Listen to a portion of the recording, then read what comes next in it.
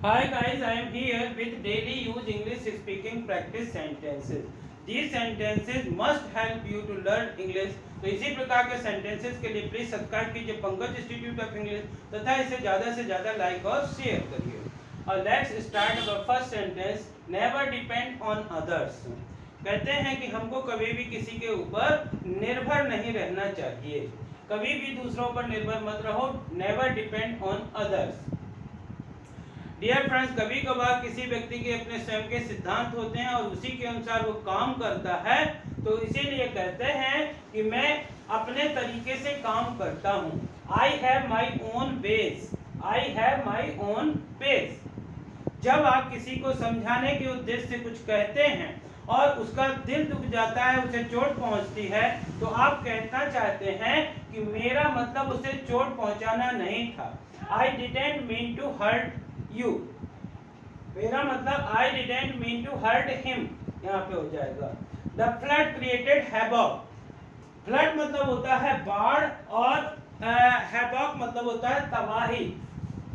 I didn't mean to hurt him, यहाँ पे him आ जाएगा क्योंकि उसे लिखा हुआ है sorry. The flood created havoc।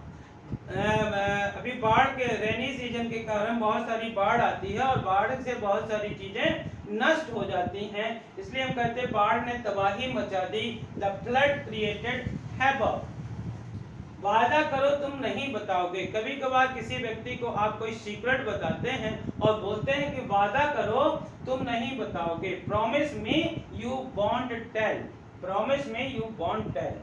और जब कभी कभार इस प्रकार से बात बता देते हैं किसी से और बोलते हैं इस बात को हम दोनों के बीच में ही रहे, मतलब किसी तीसरे को नहीं बताना है, तो बोलते हैं कीप इट बिटवीन अस। ये हमारे बीच में ही रखना। डियर फ्रेंड्स, जब कोई व्यक्ति आपको कुछ कहता है कि क्या आप ऐसी बात सह नहीं सकते थे, तो आप कहते हैं कैन यू टॉलरेट इट। क्या यदि ऐसा आपके साथ होता तो क्या आप इसे बर्दाश्त कर सकते थे। Can you tolerate it. कुछ लोगों की, कुछ छोटे बच्चों की आदत होती है कि वो बहुत ज्यादा बोलते हैं या अपनी उम्र के अधिक व्यक्तियों के सामने भी बहुत ज्यादा बोलते हैं। ऐसे लोगों को हम बोलते हैं मुंहफट होना। जैसे ही बिकेम ब्लंट, वह बहुत मुंहफट हो गया है, यानी उसे बोलने की तमीज नहीं किसके साथ क्या बोलना है। ही बिकम ब्लंट, वह बहुत मुंहफट हो गया है। डियर फ्रेंड्स, कहते हैं जब हमको किसी चीज से डर लगता है, वो डर खत्म हो जाता है, तो मान लीजिए कि हमारी जीत होती है। इसी को कहते हैं कि डर के आगे जीत है। Victory is beyond fear. Victory is beyond fear. और जब किसी सुंदर चीज में कुछ और हम ऐसा जोड़ देते हैं कि वो और सुंदर हो जाती है, तो इसको बोलते हैं चार चांद लगाना। इसको इंग्लिश में बोलते हैं टू गिल्ड ए लिली।